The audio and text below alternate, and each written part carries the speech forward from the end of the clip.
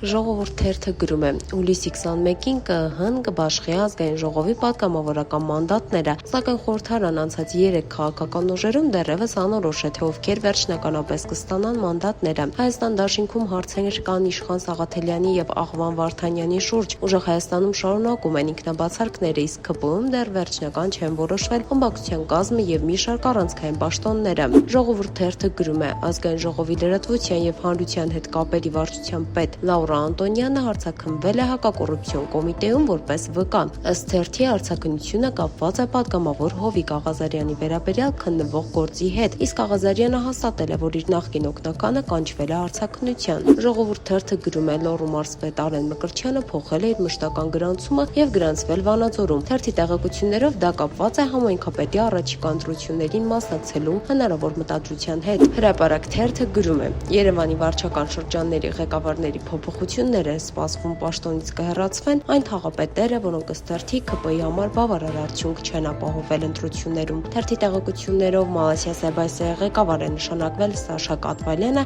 իսկ այս փոփոխություններով Տիգրան Ավինյանը փորձում է ամրապնդել իր դիրքերը Երևանի քաղաքապետարանում։ Հրապարակ թերթը գրում է. չնայած Փաշինյանը Ռուսաստանից վերադառնալուց հետո հայտարարեց, որ արտահանումների հետ կապված խնդիրները հարթվել են եւ շուտով կվերսկսվեն հայկական ապրանքները ռուսական շուկա ուղարկել, ակնարկելով, որ ՌԴ վարչապետի հետ հանդիպումը արդյունավետ է անցել եւ հարթվել են հակասությունները, սակայն մենք տեղեկացանք, որ խոշոր արտահանող ընկերություններից Սպայկայի աշխատողներին շուրջ 2 ամիս է աշխատավարձ չեն տվել։ Փորձեցինք ընկերությունից պարզաբանումներ ստանալ, սակայն որևէ հեռախոսահամարի չպատասխանեցին։ Հրապարակ թերթը գրում է. ԱԺ պաշտպանության եւ անվտանգության մշտական հանձնաժողովի նախագահի պաշտոնի համար ըստ թերթի թեժ մրցակցություն է սպասվում։ Թեկնածուներն են Արմեն Խաչատրյանը, Վիլեն Գաբրիելյանը, Սասուն Միքայելյանը, Հակոբ Սիմինդյանը, իսկ գործող նախագահ Անդրանիկ Քոչարյանը չի առաջադրվել։